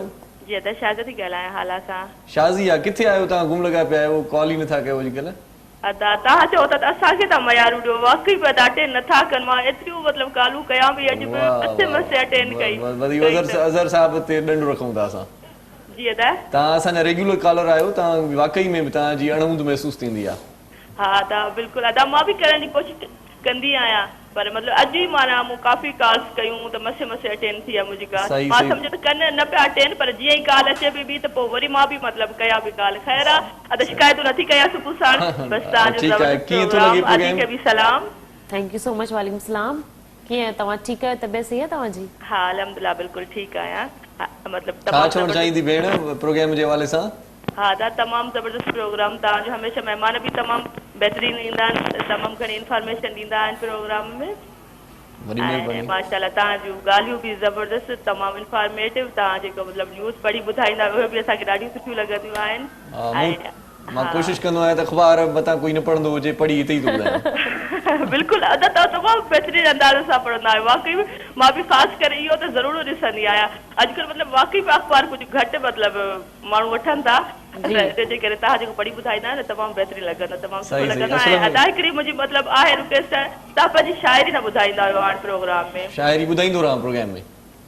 अदा अॼु त ॿुधाइजो। ऐं ॿियो महिमान आया आहिनि उन्हनि खे बि मां चवंदुसि सलाम करण चाहींदुसि महिमाननि खे। वॾी महिरबानी, वॾी महिरबानी। असल में छा आहे, मां ख़बरूं इन करे सही पढ़ंदो आहियां छो त मां बेसिक जेको आहे आयो ई मां न्यूज़ कास्टर थियण लाइ हिते न्यूज़ कास्टर हुयुसि, त पोइ उहो तजुर्बो बि आहे ख़बरूं पढ़ण जो। पर वॾी महिरबानी शाज़िया, तव्हां असांजे प्रोग्राम में शामिलु थिया आहियो। सो सनान ख़ान बि असां सां गॾु आहे। सनान ख़ान कुझु ॿुधायो यार, छा मतिलबु प्रोग्राम खे थोरो चिल कयो।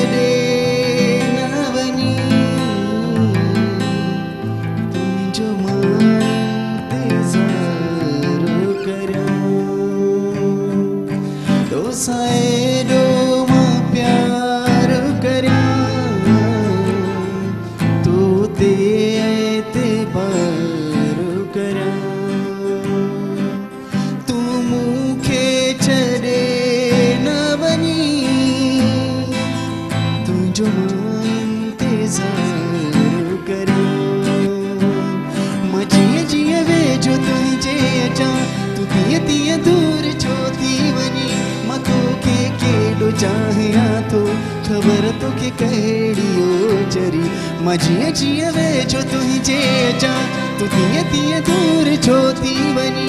मां तोखे केॾो चाहियां थो, ख़बर तोखे कहिड़ी चरी।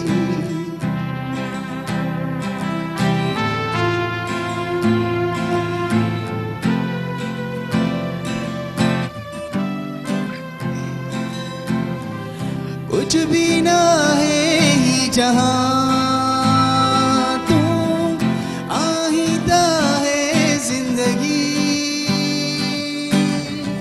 कुछ भी ना है जहां, तू आईता है हर खुशी। हाँ तुझे लए दुनिया के चलो, तू ही मुझे साह जो सगोआ। हथों सा चाह के तेरो ख़बर तो के कहिड़ी जरी। मां जीअं जीअं वेझो तुंहिंजे अचां, तू तीअं तीअं दूर छो थी वञी। मां तोखे केॾो चाहियां थो, ख़बर तोखे कहिड़ी चरी।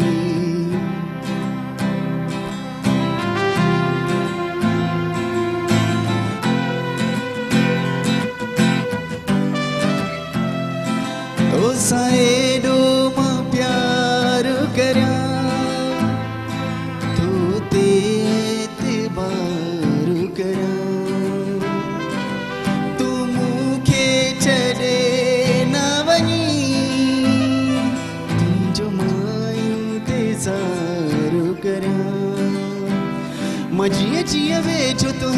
अचां तूं तीअं तीअं दूर छो थी वञी मां तोखे केॾो चाहियां थो ख़बर तोखे कहिड़ी चरी मां जीअं जीअं वेझो तुंहिंजे अचां तूं तीअं तीअं दूर छो थी वञी मां तोखे केॾो चाहियां थो ख़बर तोखे कहिड़ी चरी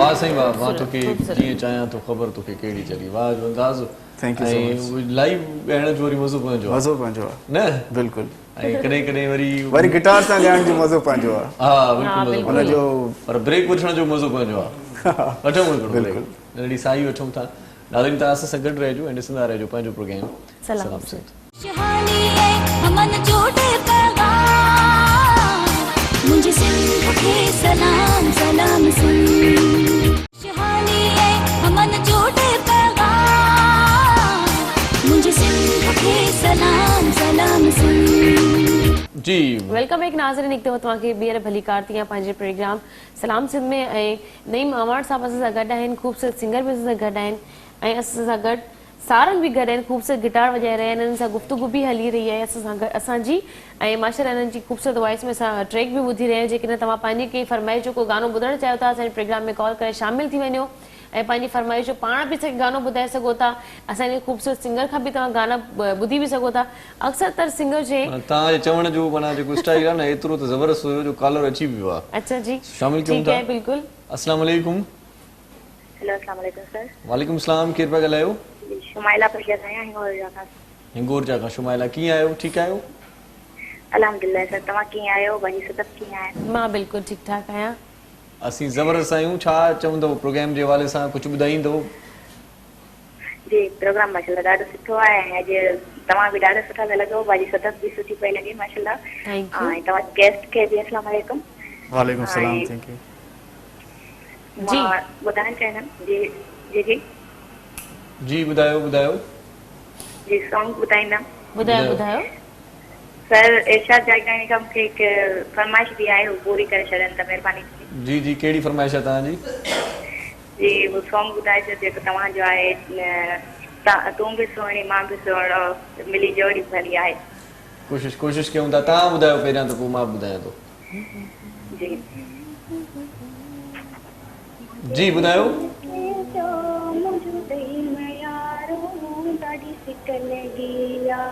मुझे सजण के सो मुझे मयारो ॾाढी सिक लगी आ वञे मुंहुं ॾेखारे मता मौत मारे वाह वाह वाह मुंहुं ॾेखारे मता मौत मारे मुंहिंजे दर्द जो करे दवा दारू ॾाढी सिक लगी आ मुंहिंजे सजण खे सो मुझे मयारो ॾाढी सिक लगी आ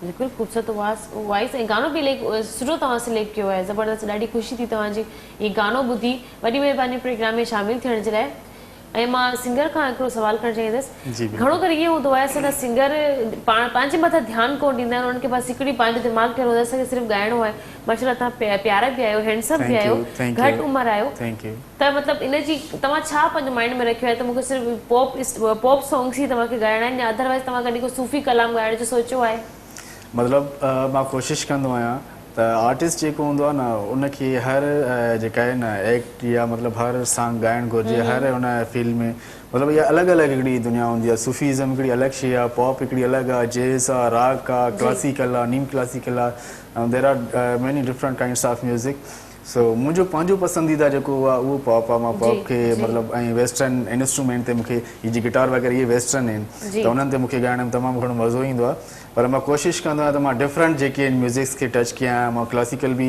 ॻाइण जी कोशिशि कयां ऐं उनखां अलावा जेके बि माना डिफरेंट काइंड्स आहिनि मतिलबु हर माण्हू जे लाइ मां हिकिड़ी अहिड़ी शइ ॻायां जेको मतिलबु उन्हनि खे मज़ो अचे ज़रूरी न आहे मां 15 या 20 शयूं ॻाईंदुमि 15-20 शइ हिकु माण्हू खे उन्हनि मां 20 मां कंहिंखे हिकिड़ी लॻंदी बसि कोशिशि ॻायो न आहे मूं कॾहिं बसि हिन जो चवण जो मक़सदु आहे त मां पॉप ॻाईंदुसि कोशिशि कंदुसि मां इंशाल्लाह नेक्स्ट जेकी ईंदा वरी इंशाल्लाह नेक्स्ट प्रोग्राम तव्हां सां कॾहिं कयोसीं त इंशाल्लाह तव्हांखे सूफ़ी ॿुधाईंदासीं उन्हनि ते तयारी करे नईम साहब कैसे देख रहे हैं अमेरिका में इंतखाबात हो गए जो बाइडन जीत गए اس کے بعد ملکی صورتحال کیا ہے اور اس کے جیتنے سے عالمی سطح پر کیا اثرات مرتب ہوں گے, کیا آپ کا کہنا ہے اس حوالے سے؟ دیکھیں ابھی انتخابات ہوئے ہیں اور جو ابھی آیا ہے جو بائیڈن, وہ لازمی سی بات ہے وہ جماعت کا حصہ ہے, اس جماعت نے پہلے بھی حکومت کی ہے امریکہ کے اندر, اور اس کا جو بیسک اگر میں بات کروں بنیادی طور پر وہ انٹرفیئرنس نہیں کرتے دیگر ممالک کے اندر.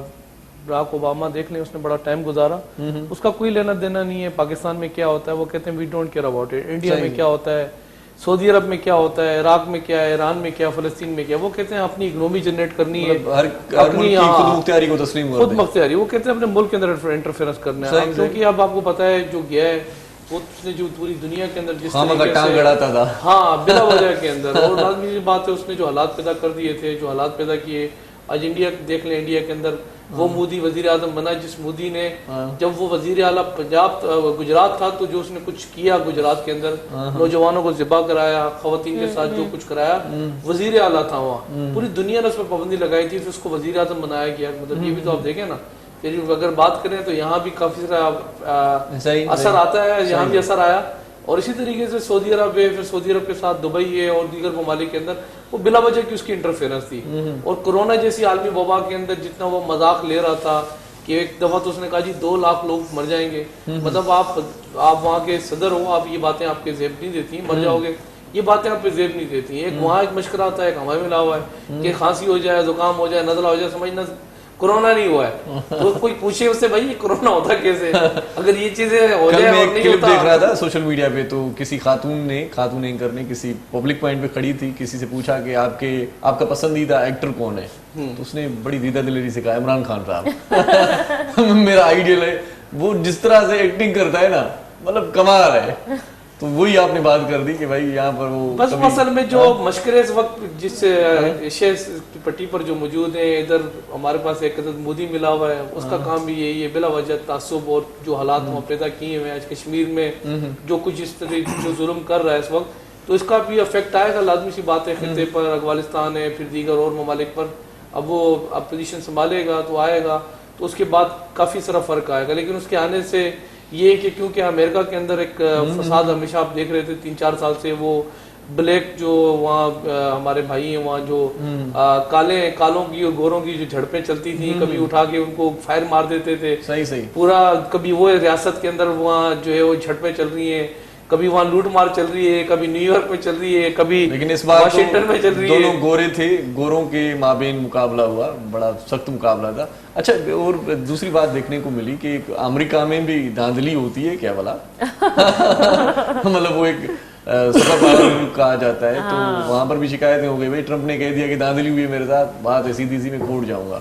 نہیں, وہ دھاندلی تو نہیں ہے, اس نے کہا میں ایکسیپٹ نہیں کرتا, اور ایسا ہے کہ کچھ ایسا ہوا ہے کہ کیونکہ وہاں 2-3 طریقے کار تھے ووٹ کاسٹ کرنے کے, ایک تو وہ ان ریٹرن آپ جائیں پولنگ اسٹیشن میں, دوسرا آپ جو ہے وہ تھرو کوریئر کرتے ہیں ان کو, تو وہ کوریئر والے پہ اس کو آبجیکشن تھا کہ کچھ ریاستوں کا جو رزلٹ ہے وہ کوریئر کے تھرو چینج کیا گیا ہے, اور وہ جب رزلٹ رکا تو ہمارے پاس پاکستان کے اندر سوشل میڈیا ایکٹیو ہو گیا, این آر او کا رزلٹ رک گیا, آر ڈی ایس سسٹم بند ہو گیا. تو یہ تھوڑا سا ایسا ہوا ہے کہ 2000 کے اندر الیکشن جب امریکہ میں ہوئے تھے تو اس وقت جارج بش ڈبلیو تھا, اس طرف لورائے تھے, تو وہاں اس کو 35 دن تک جو ہے وہ الیکشن جو ہے وہ اس کا فیصلہ نہیں ہوا تھا.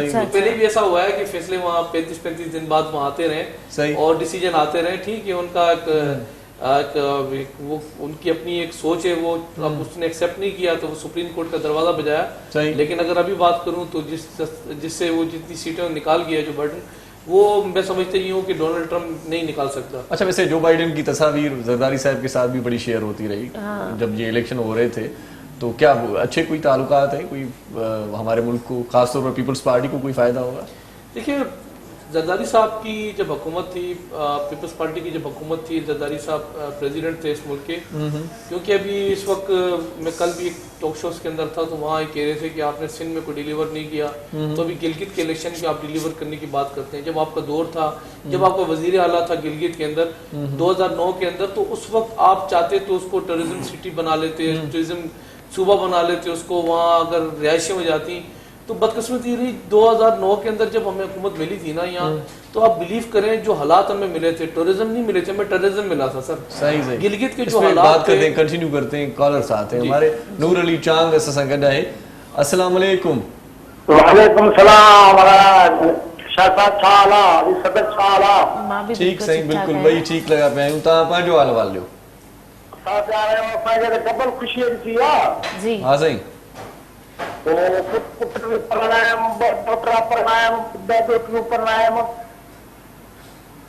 ڈبل خوشی دیا شیر بھی مالک صحیح واہ واہ واہ واہ کہو واہ واہ کہو تن چھڑ میں بہاروں کہڑے کم جو سکھ سورت ساروں کہڑے کم جو واہ بیڑی زخم تازہ پو ہلو وञण مڑی پویا نهاروں کہڑے کم جو. واہ صحیح نور علی چانگ صاحب واہ واہ واہ واہ. جی سر ٹورزم اور ٹیررزم کی بات ہو رہی تھی. ہاں اس وقت جو جتنا ٹیررزم اس ملک کے اندر تھا، گلگت میں جو حالات تھے، پھر بلوچستان میں جو حالات تھے، صوبہ سرحد میں KPK میں جو حالات تھے، کراچی میں جو حالات تھے جو ہمیں ملے تھے، کیونکہ اس وقت بھی ہم نے یہ نہیں رویا تھے کہ پچھلی حکومتیں چور تھیں، پچھلی حکومتوں نے چوری کی. ہمیں اس حالات میں جتنے ہمارے معاشی حالات خراب ہمیں ملے، اس حالات میں بھی 50% تنخواہیں ہم نے جو ہے وہ انکریز کی. جو پینشن ہولڈر تھے پیپلز پارٹی کی حکومت میں، پینشن ہولڈروں کی 60% جو ہے پینشنیں ڈبل ہوئی. ہم کبھی بھی نہیں روئے کہ ماضی کے جو لیڈران تھے یا پرویز مشرف نے جو کچھ اس ملک کے ساتھ کیا تھا، ہم کبھی بھی نہیں روئے. ہم نے آگے کی بات کی، بڑھنے کی بات کی.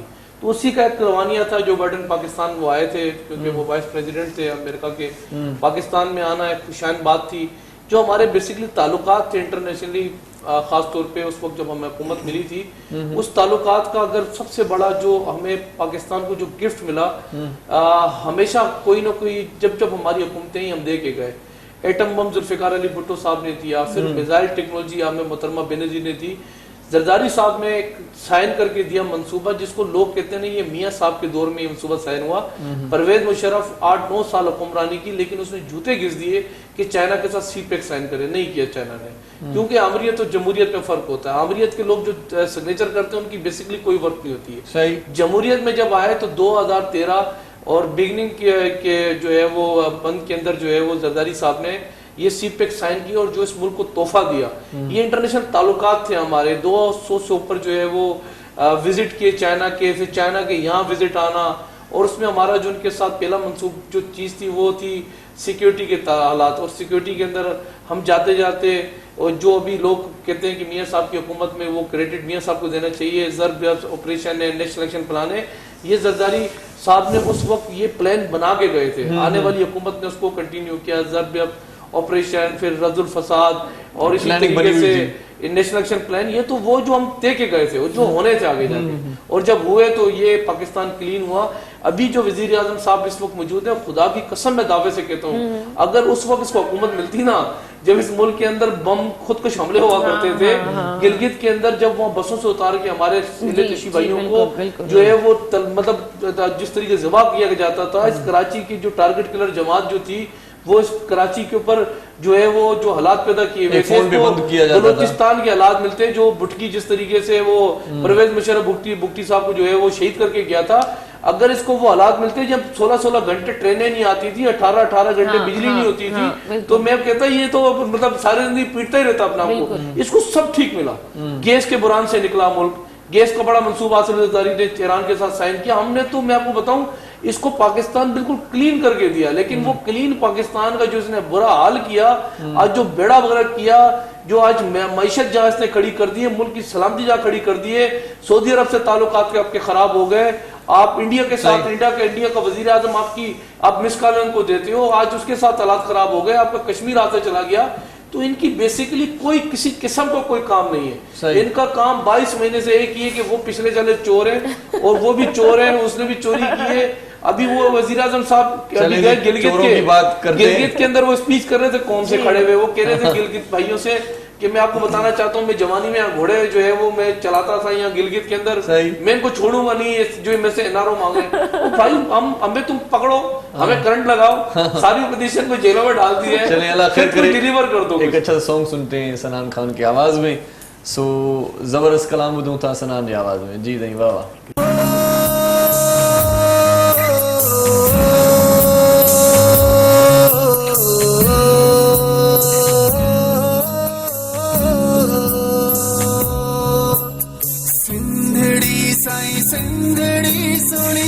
सिंधड़ी मुंहिंजी अमा साह पंहिंजो मां ये कुर्बान कयां सिंधड़ीअ मथां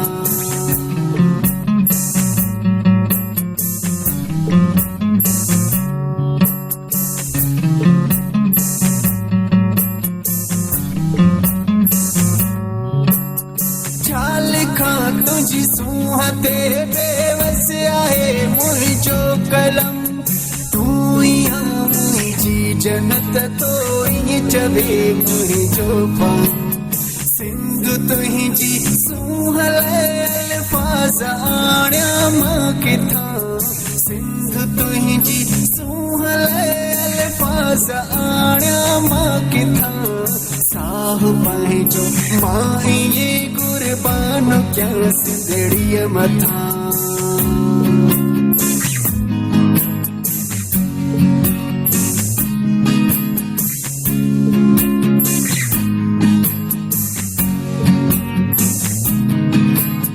सिंध सुहिणे लाल जी हाकिम जी शाह लतीफ़ जी सिंध में सुहिणो बुखारी शाइरनि जी सिंधड़ी सिंध तो पैदा कया जोधा जवाई सूरमा सिंध तो पैदा कया जोधा जवाई सूरमा साह पंहिंजो मां ये कुर्बान कयां सिंधड़ीअ मथां साह पंहिंजो मां ये कुर्बान कयां सिंधड़ीअ मथां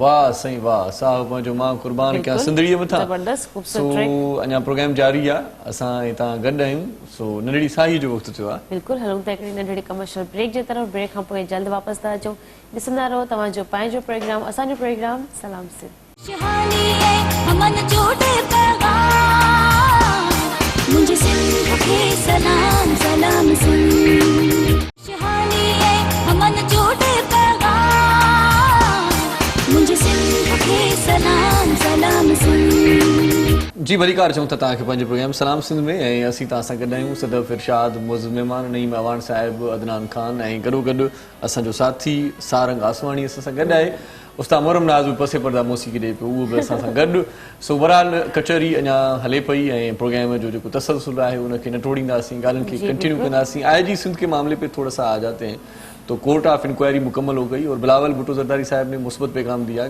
मुतमईन नज़र आ रहे हैं वो जबकि मरीम नवाज और नून लीग कहती है कि भाई अभी मामला हल नहीं हुआ आप क्या कहेंगे इस पे वैसे जमहूरियत की फतेह है या जो भी मतलब कानून से ऊपर कोई नहीं है ये फैसला मतलब दिखाई दे रहा है लेकिन बात ये है कि सिंध हुकूमत की फतह है और पाकिस्तान पीपल्स पार्टी की फतह है उस वक्त जब पीडीएम का जलसा जब 18 अक्टूबर को क्लोज हुआ और मैंने कहा ना कुछ लोग ऐसे हैं जो सिंध माँ धरती के खिलाफ मंसूबे बनाते हैं और मंसूबों के साथ रिजल्ट होगा वो आप और कौम को बताएंगे उस वक्त भी हमने कहा था कि इसमें जो लोग इन्वॉल्व हैं आप उनको काबू करने वो ज्यादा अच्छी बात है बेहतर यही है क्योंकि फिर ऐसा ना हो नुकसान बड़ा हो जाए हुआ ये कि जब ये मज़ार कायद पे जब ये लाजमी सी बात है वो लड़बाजी हो गई या फिर उन्होंने आके कायद आज़म साहब से गिला किया कि कौन जो है वो वोट को इज्जत नहीं दी जाती वोट चोरी होता है मुल्क के अंदर अब उसके अंदर एक दरख्वास्त दी गई थी थाने के अंदर एप्लीकेशन जमा कराई गई थी कि हुल्लड़बाजी हुई वायलेशन की गई कायद आज़म के मज़ार के अंदर जो अत्ते के अंदर जो कुछ हुआ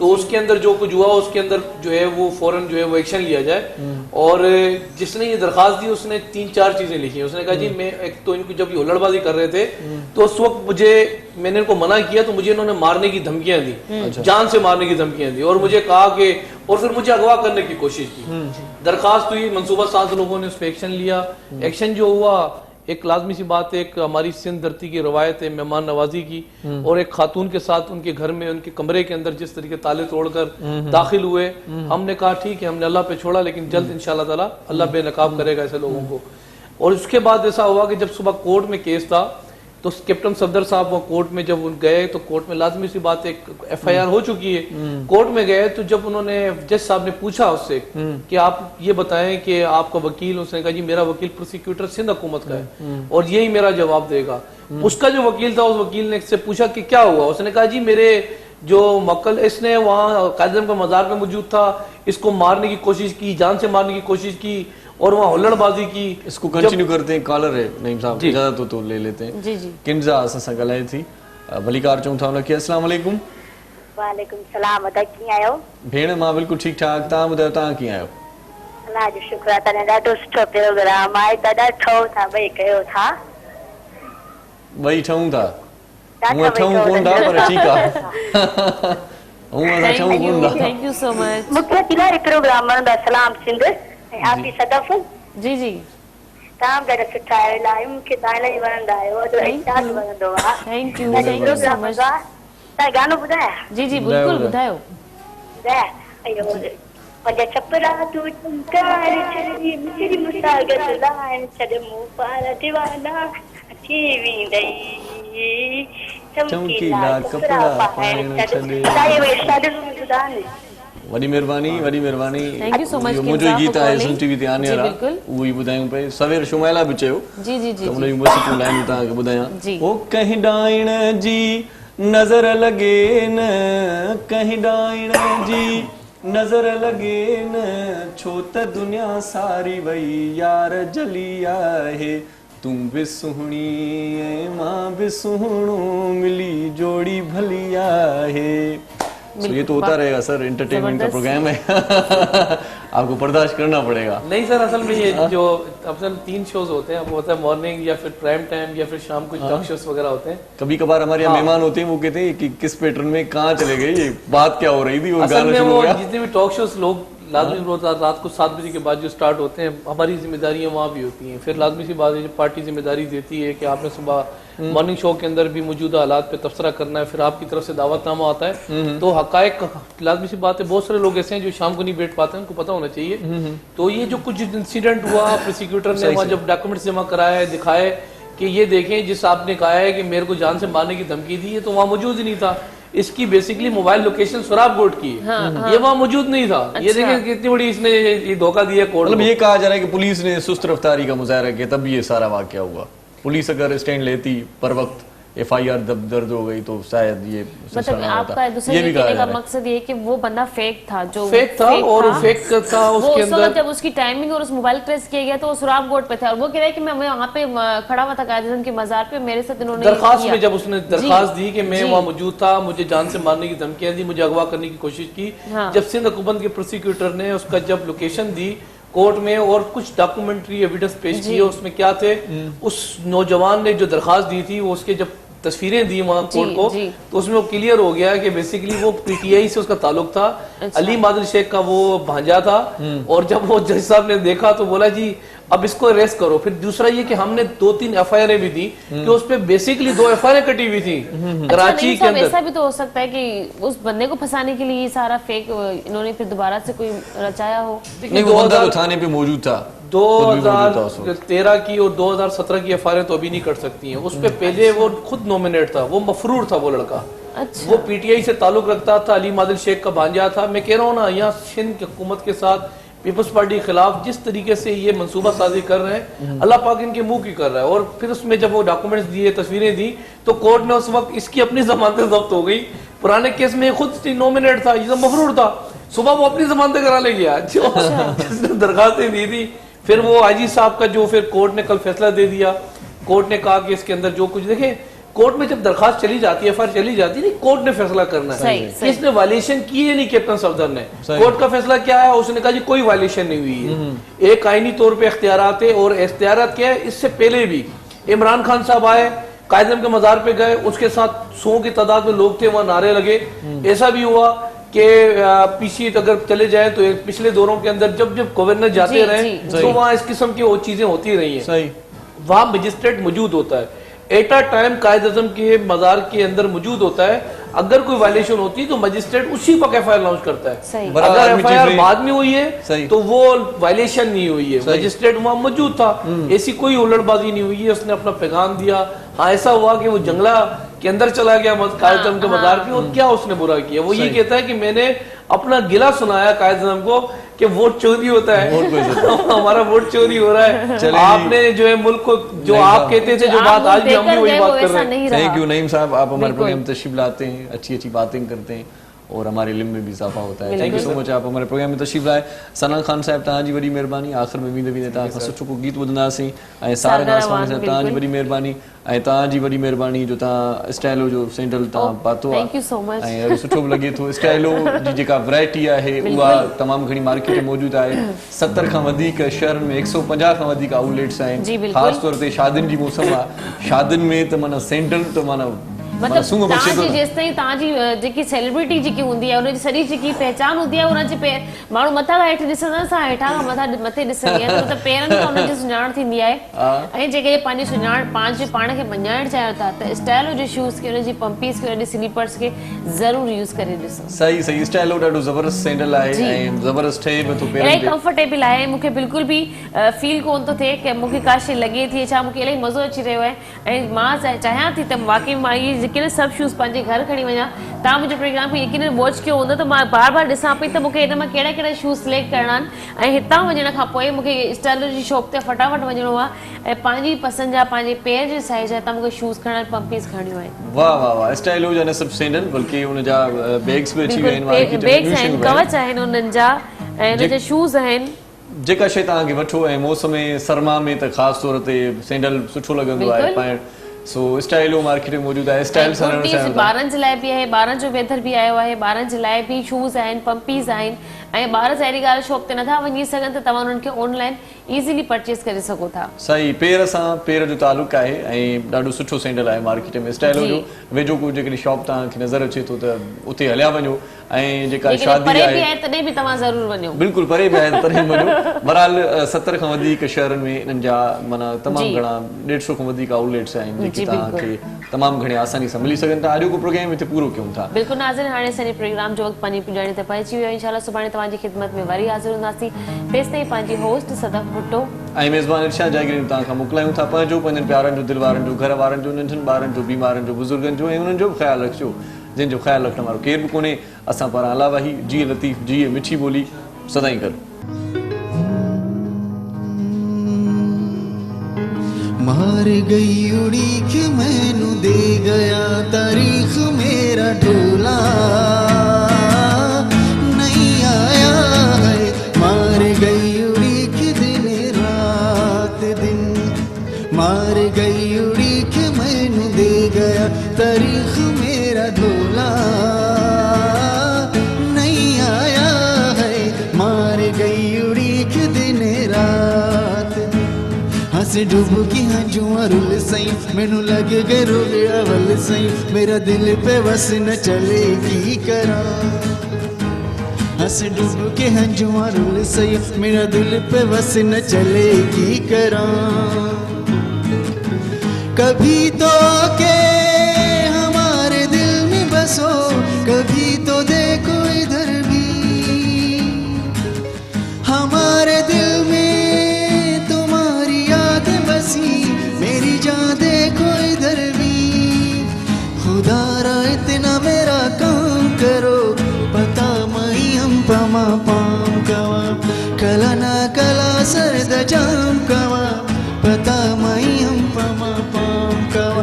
अल्लाह मौला अल्लाह मौला अल्लाह मौला अल्लाह मौला लाश पे खावर तक मिस्तूर माल रावड़ा ताजा ताजा गुलुना द्रेसलूर माल रावड़ा। लाश पे खावर तक मिस्तूर माल रावड़ा ताजा ताजा गुलुना द्रेसलूर माल। ए मिणी के हार वाले मिणी के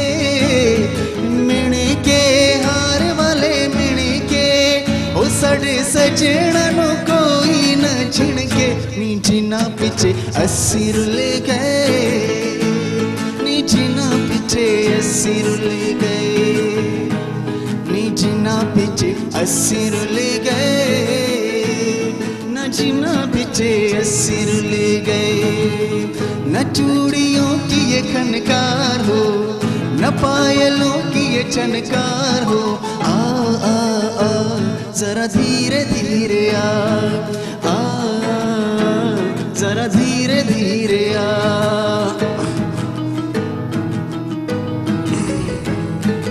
अले अले मुझा मारवाड़ा,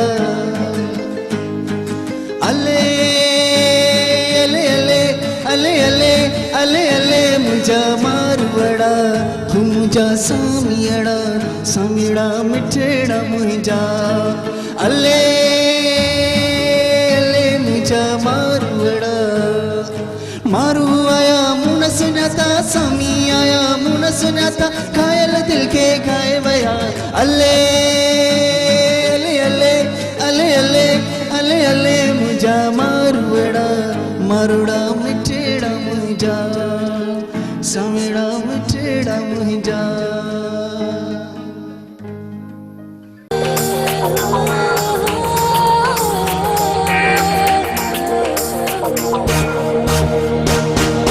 सुबह सुबह जो पखी अखेर मां उड़रे थो, हरी नारी रबखे संभाले निकरे थो, उन सरजमीन सिंध ते जिए सजो घरे थो।